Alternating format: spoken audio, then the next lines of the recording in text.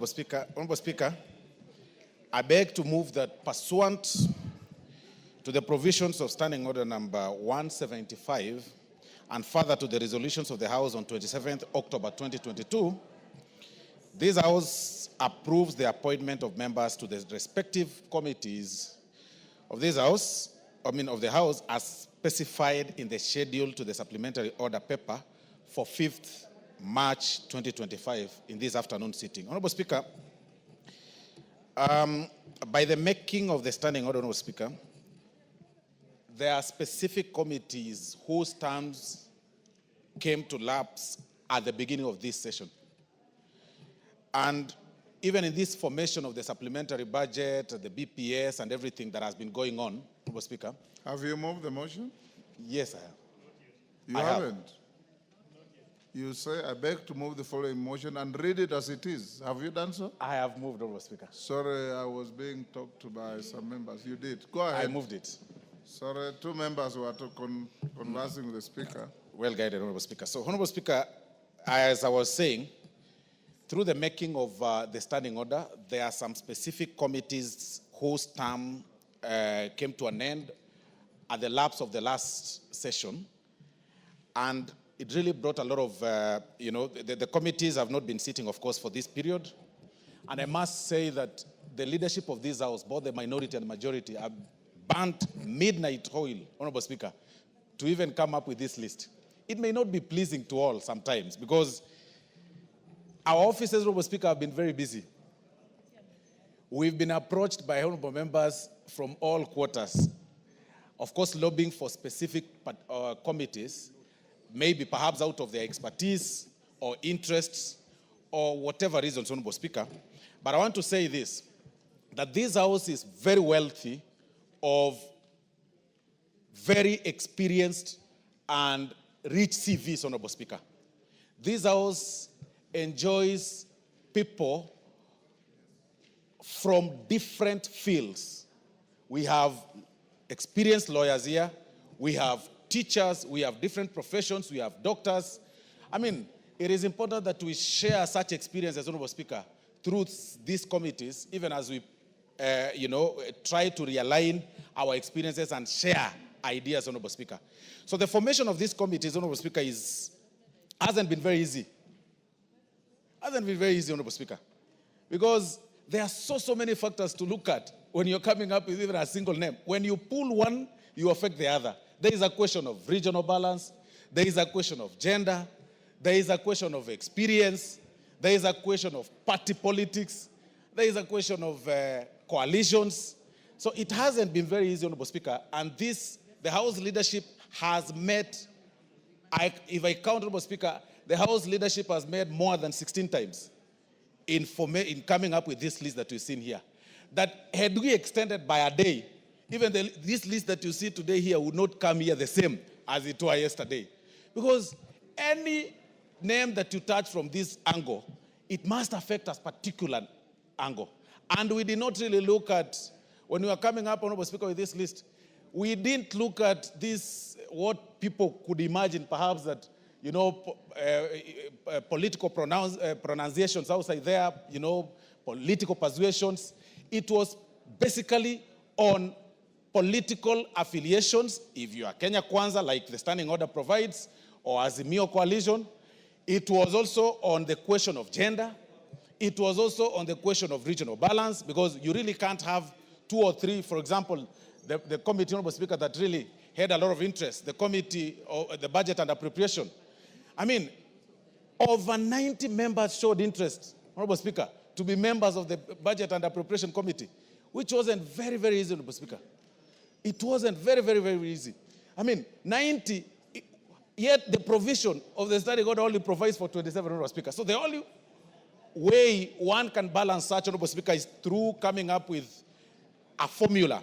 And that formula, as I've said, Honorable Speaker, is the regional issue, the question of gender, the question of political affiliation, and negotiations and counter-negotiations, Honorable Speaker. So this hasn't been very easy, and that is why we really urge this House to support this list as it is. But even as we move forward, Honorable Speaker, there has also been a lot of politics as far as the formation is concerned. that perhaps, because by the lapse of these committees and the formations, or somebody wants to be moved as chair from this particular side to the other. So, Honorable Speaker, it hasn't been very easy.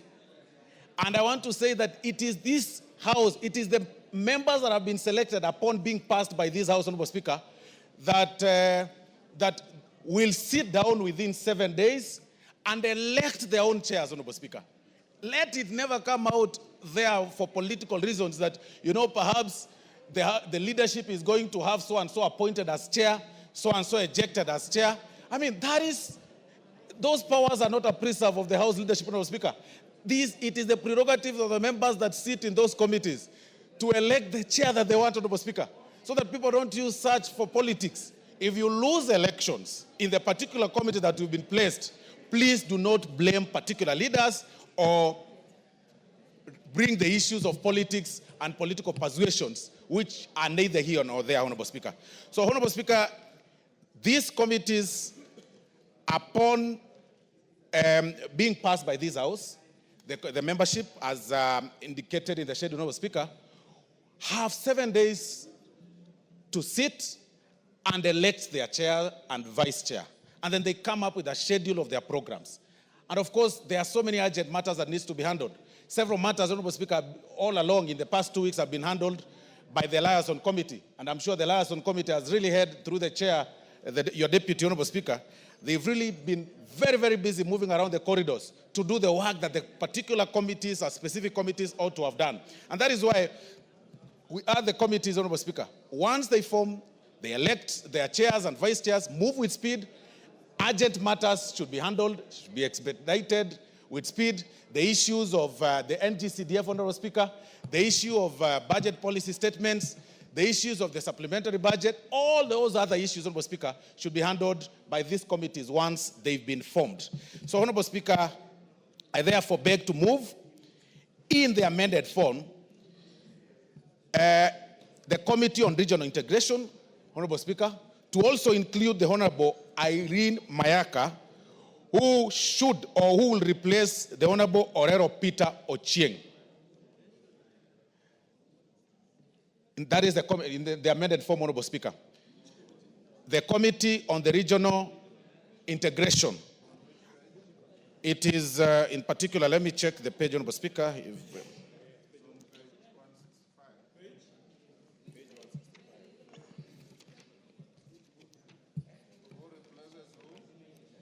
Let me just check, Honorable Speaker. Honorable Speaker, as I've said, this hasn't been easy. When we were moving this earlier, 165. Yeah, it is actually page 165, Honorable Speaker. Yes. Because when you try to move here, you affect the other one. So I move in the amended form. I had earlier moved as it appeared in the standing order, Honorable Speaker, but I want to move in the amended form that in the Committee on Integration, we include the Honorable Irene Mayaka to replace the Honorable Orero Peter Ochieng in that committee. I move, Honorable Speaker, and I request the most gracious minority whip, the Honorable Millie Odhiambo, to second. There can't be anything out of order. The motion has not been seconded. Irene? Sorry, not Irene, Millie? Thank you, Mr. Speaker. Mr. Speaker, I ask to second this motion. And Mr. Form. Speaker, I wish to indicate... You are seconding as is or in amended form? In amended form, sorry, Mr. Speaker. I wish to second the motion in amended form, Mr. Speaker. And in seconding, Mr. Speaker, I wish to indicate, just as the majority whip has indicated, that there are committees that whose terms have expired midterm, Mr. Speaker, and therefore were being reconstituted. But, Mr. Speaker, there are also members that have shown different interests in different other committees, and there are also some vacancies that were rising either because a member has passed on or because a member lost the seat. And so, Mr. Speaker, we have done that as well. Mr. Speaker, one of the things I would wish to indicate is that when we are doing this process, I requested our side for members to show interest in different positions. Mr. Speaker, more than 40 members indicated interest in changing committees. And Mr. Speaker, with that in mind, and again, I think the majority whip indicated that most members were interested mainly or primarily in 4 committees, including one committee in which I serve, and I've actually had to let go of the committee. And Mr. Speaker, despite that, you will still find that members are still, some members may not feel like their interests have been met. We just wish to indicate it would have been my wish and my choice that everybody got what they wanted, but unfortunately the positions that are there are not enough. I would also wish to indicate, Mr. Speaker, that members can also borrow from me. Last parliament, I was only in one committee, but I'm here again still serving my 4th term. So sometimes it's not committees that make a difference. It's the work you do in this house, and it's the work you do for your constituents. Mr. Speaker, one of the things that we took into consideration, of course, is the issue of gender, is the issue of regional balance, is the issue of ranking, amongst other factors, Mr. Speaker. But of course, Mr. Speaker, in the process, some of the members may not have got what they wanted. And Mr. Speaker, one of the things that I want to reiterate is the fact that after this process, and we go through elections, Mr. Speaker, there will be a second round of reorganization. So I want to encourage members that have not got the committees that they are interested in to hold on and wait for the second level of reorganization. Otherwise, Mr. Speaker, I do second and thank Honorable Osoro. Thank you, Mr. Speaker.